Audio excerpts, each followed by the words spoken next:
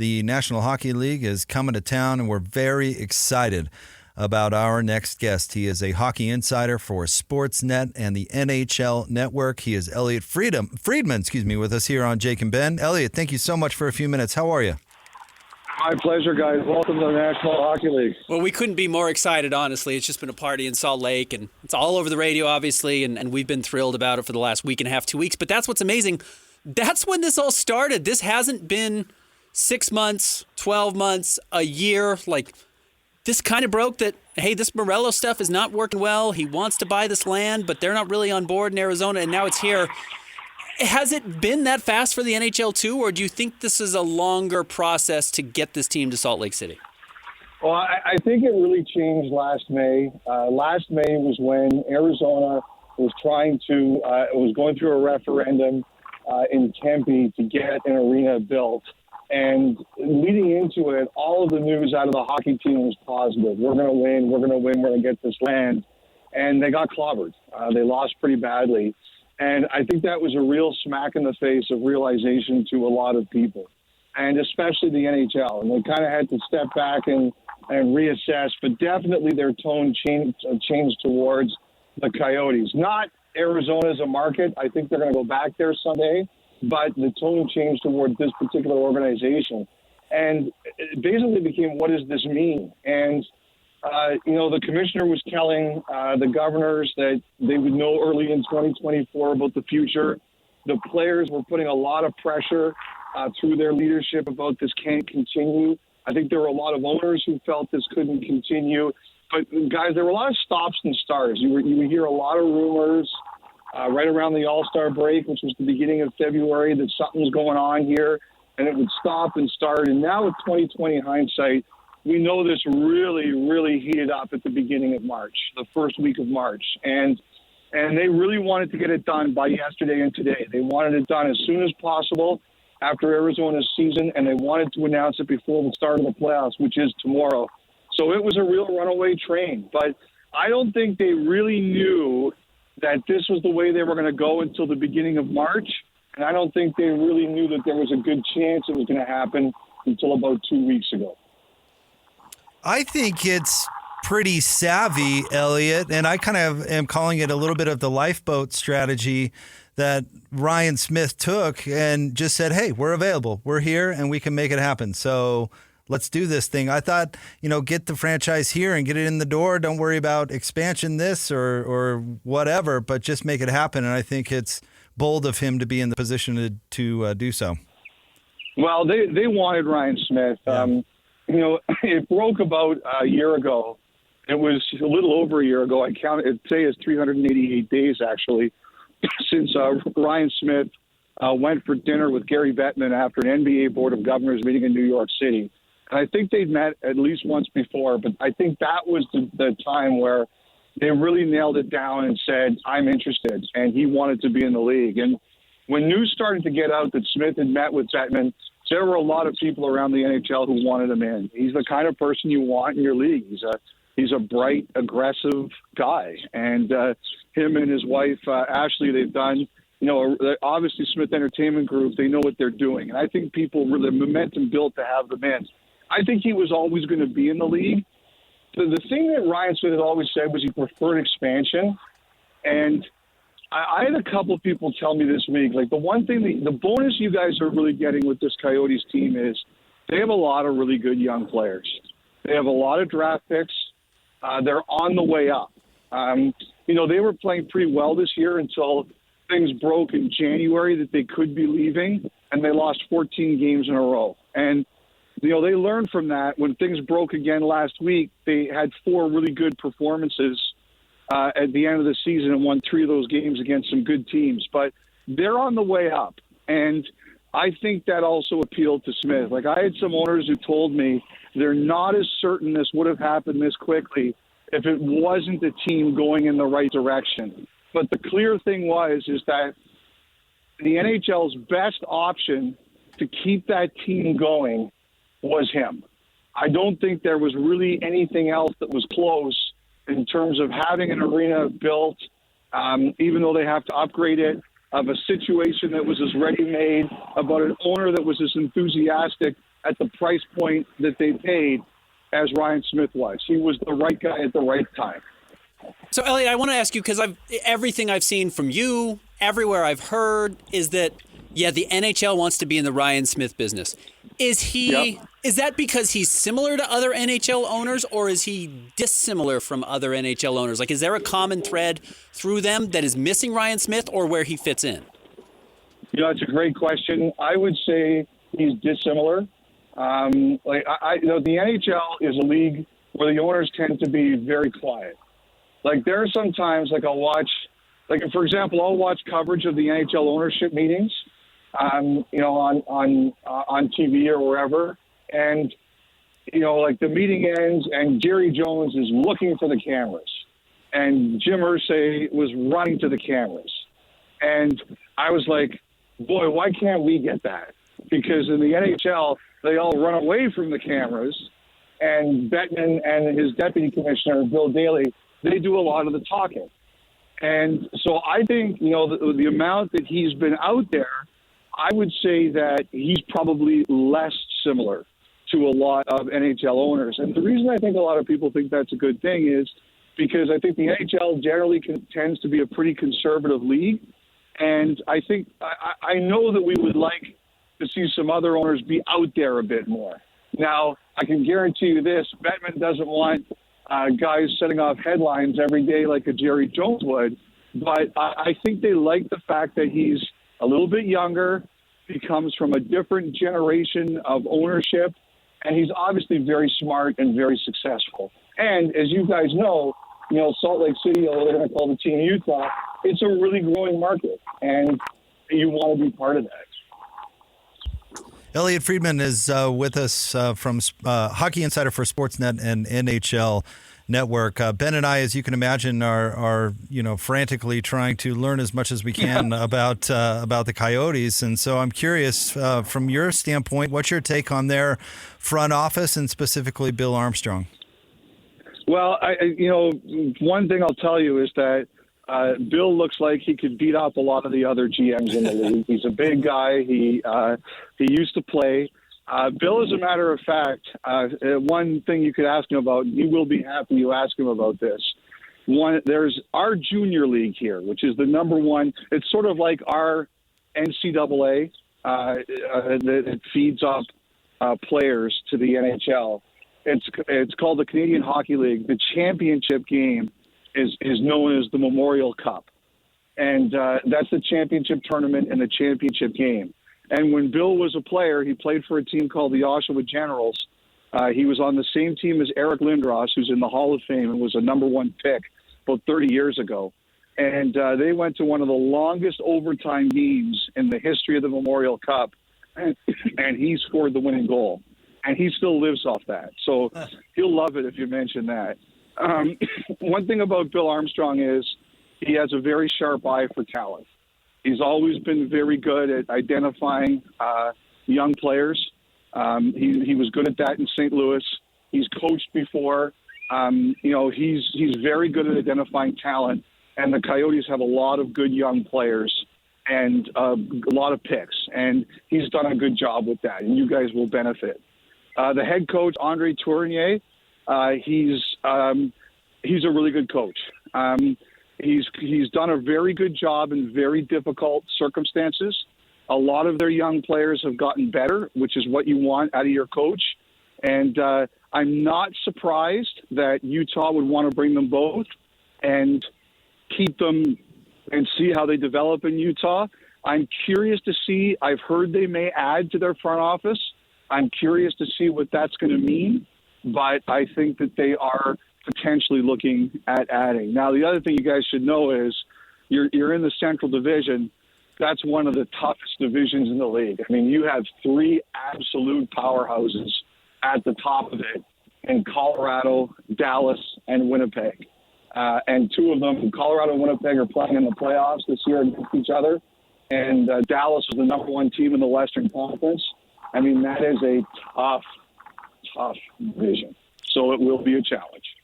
4 young players on the roster that get a lot of attention that we've heard a lot about. Logan Cooley, Clayton Keller, Dylan Guenther, Josh Doan. When you're building a team and you're like hoping these guys develop, are we talking about you hope one of these guys is one of the 10 best players in the league? Do they even have that potential? Do you hope to have 3 top 100 players? Like, how does that work when you arrive and when these young players pay off? Well, I think the thing is that, number one, the draft is such a crapshoot because, you're drafting at 19 years old and you think but, I don't know what you guys were like at 19 years old. Like, at 19, I was the biggest cement head alive. And thankfully, I'm not the same person at 53 than I was at 19. But, sometimes it can be a real crapshoot. And I will say this is a really hard league. It's not as physical as it used to be, like fighting down, but it's still a tough league. And the one thing you guys will really notice is that the regular season is not the same as the playoffs. The playoffs are a maximum 28 tough, mean, vicious games. And you can't play a full 82 like that. You will see some hard games. You're going to see some great hockey. You're going to see some great skill. But I really do think when the playoffs start, the players go to another level of what they're willing to do. So sometimes, it's a big adjustment. You can see players adjust faster in the regular season, and the first time they go into the playoffs, you look at it and you say, holy smokes, like this is a new level that I've never even contemplated before. I've heard a lot of players tell me that. I think that, like Cooley, he could have been the number 1 pick the year he went third. He really could have. I think he has a chance, and a decent chance, a better than decent chance, to be the best player in that draft. I think he's really talented. I think he's a competitive guy, and I think he has a chance to be a real star. I think that Gunther, in the last couple weeks, I've been incredibly impressed. He was a high pick. I think he was 9th overall. I saw him in Vancouver last week against a really good team, have a 4-point game. To me, of those 4 players you mentioned, Cooley's got the highest ceiling, but Gunther could be a really good player. Keller, he's more of a veteran. I have a ton of respect for Clayton Keller because 2 years ago, he suffered a very serious knee injury. And I know people that when they saw him leave the ice that night and they heard what the injury was, there were people who thought he might never play again. And he was there at the start of next season, and he was an all-star that next season. He's a quiet guy. He doesn't say a lot, but he's really determined. He's older than those other guys. He's an all-star level player. He's, like I said, a quietly really determined, good player. Getting to like Ryan Smith met with the players yesterday, and I didn't speak to everyone, but I think some of those guys, because of the way this happened, they were a little bit wary. I heard he blew them away. I heard he really sent a good message. The people I communicated with came out of it with a very positive feeling. I think Keller is going to be one of the guys that that Smith is going to want to say, we really need you here, because I think he's one of the real leaders of the team. Doan, he's a legacy in Arizona. His father is the greatest player in the history of the franchise. He's also made it to the NHL faster than I think a lot of people thought. He's not going to be as big of a star as a Cooley is or a Gunther is, but he's a really good player. So Ryan Smith has been kind of tweeting out there a running tally of how many deposits have been put down for season tickets. And I saw a report like a half an hour ago, it's up to 20,000 or something crazy. And as you've covered the NHL and watched it expand and move to new markets, and we've seen successes, Vegas obviously comes to mind, how successful that has been, but we've seen a couple of failures too. Is there a recipe for success you've seen with these new markets, something that, fans who really want this to succeed here can kind of take a blueprint from? Well, I think there's a couple of things. Number one, early on, there's always the curiosity of the new sport. I mean, it's not new to you guys. I mean, Utah's had a good hockey history, but there will be a curiosity factor about the new team. And I have found that when you and the other thing too is, even though you're going to be in a really tough division, you're not starting from scratch. And that will help you a bit. Like, this team is close. Like, a couple of years ago, they were not ready to try to win. Now they're getting closer to that. They're not, like, still, it's going to be a battle. Like I said, tough division, young players, but they're getting closer. That's going to help. The number one thing, though, I always really feel, guys, is, and you guys have seen this with the Jazz. You've had years where you guys have been great, and you've had years where you guys have been not great. But at the end of the day, do people leave the game feeling like they've had a good experience? I always like some of it, because you're not going to win every year. You're going to have to rebuild at times. You're going to have to change who you are at times. So the thing you have to do at that point, and I've seen this be a problem in some NHL markets, is that you have to say to people, you're going to lose. We're going to give you a good show. And look, the way Smith has talked, he's very well aware of that. I understand that the Utah Jazz have a very good program for getting young kids to play the sport. You're going to have to do the same thing with the fans for hockey. Make sure, whether it's ball hockey or ice hockey, whatever it is, young people are invested in the sport and play. I mean, the best marketing is winning. If you're a bad team for a long time, nobody's going to care. But I think you guys are on the way up, and as long as people feel that they're getting value for their dollar, you're always going to be successful. All right, Elliotte, I'm going to ask you the dumbest question you're going to get asked today. In the NBA, okay, 25 points per game, 30 points, that's an elite score. 10 assists is an elite number. 12 rebounds, an elite number. When we're talking hockey, what are elite goal numbers? What are elite assist numbers from an individual player? What's an elite point total for an individual player that we should be watching and understand the lingo that way? Well, first of all, I don't think that's a dumb question. I have asked a lot worse questions than that. I'll tell you that. Secondly, I would just say, look, like, you guys are new. You guys don't know everything, so nothing's a dumb question. So for a long time, the NHL went through a scoring drought. The defenses were too good, too much interference. Luckily, we've gone away from that. It's kind of like the bad boy Pistons era. They wanted that. They created more offense in the NBA. So the magic number for goals is generally 50. Okay? So Austin Matthews of the Toronto Maple Leafs, who's Arizona-born, he scored 69 goals this year. That is the highest total in an NHL season since 1993, when two players had 76. 69 goals. If you're doing that, you're a star. But generally, we look at 50. If you score 50 goals, that's a magic number. 100 points is a magic number. People get 100 points in a season, so you're basically at 1.25 points per game. That's a great number. This year, I think we had 3 guys at 130 points. Connor McDavid from Edmonton, Nathan McKinnon from Colorado, and Nikita Kucherov from Tampa Bay. That's the first time we've had 3 players over that number, I think, in about 30 years. It's went away for a while, but it's coming back. The young players today, and those guys aren't young, but they're younger, they are more skilled than ever. They do more skill work than ever, and they can do things that we've never seen before. So if you get a 50-goal player, a 100-point player, those are the numbers I think a lot of people would consider really elite. Elliotte, we've got to take advantage of having you on the show with the playoffs here. Yep. Give us a breakdown. Who do we like? Well, I know I'm a big enough NBA fan. I broke in covering the NBA, so I'm not going to tell any Utah fans to root for a team from Colorado. I'm not going to tell any Utah fans to root for a team from Dallas. Vegas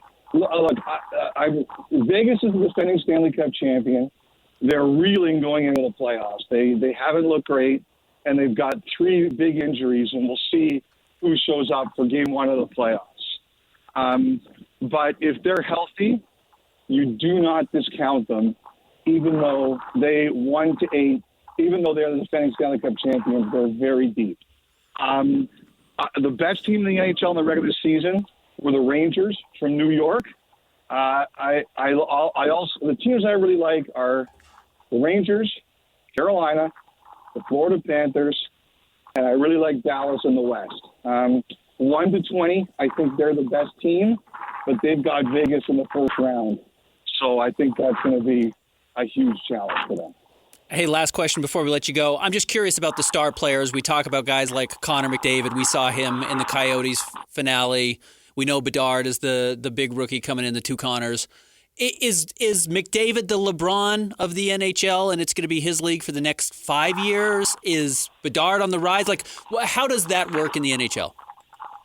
Well, it's actually funny you mentioned that. Like, our awards voting is due today at 5 o'clock, and we make all our votes public. That's one of the things, is if you vote for the NHL Awards, one of the things you have to agree in is that your vote will be made public after the awards are handed out.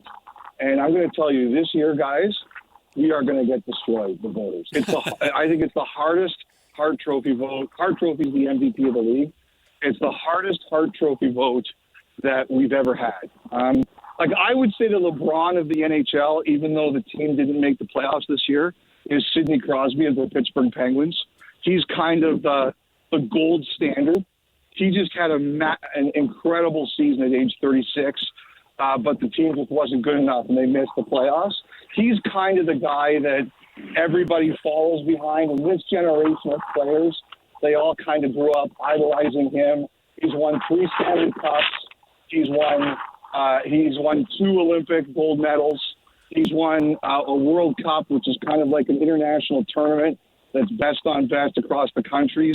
Like, we when you kind of talk about the 5 greatest players in hockey history, they talk Wayne Gretzky, they talk Mario Lemieux, they talk Gordie Howe, who played till he was 52 years old. They talk Bobby Orr, who was the greatest defenseman of all time. And they talk about Maurice Richard, who was a goal scorer for the Montreal Canadiens and one of the first great goal scorers in NHL history. Now there's talk that Crosby will break into that group, that when he retires, he will be seen as one of the top 5 or 4 of all time. And nobody came close to breaking that conversation. But I think now, when you look at the next generation, I think McDavid, because of what he can do, is kind of seen as the number 1 guy. He's the most dangerous, explosive player. But you guys know how it goes. You got to win. And he burns to win, and he's going to try to do it this year. They open up against LA. He is the hockey insider for Sportsnet and the NHL Network. He is a huge deal. Elliotte, we really appreciate you coming on the show. I think you're now tied with Steve Wojciechowski as the biggest celebrity we've had on. So we really appreciate you. You guys got to do better than that. You know what? I'll tell you this. Like the players who are coming in, like there are some. Like Keller's a really quiet guy. But he's a great story. Lawson Krause, like there's some good talkers on that team, and believe me, it won't be too long till I am far eclipsed by some of the players that you're going to be dealing with. Well, Elliotte, we appreciate you and your very valuable time. So thank you very much for coming on with us. Thank you so much. No worries, guys. Have a great day, and congratulations again. Hey, thank you, Elliotte. Appreciate it. The great Elliotte Friedman. Again, Sportsnet and NHL Network.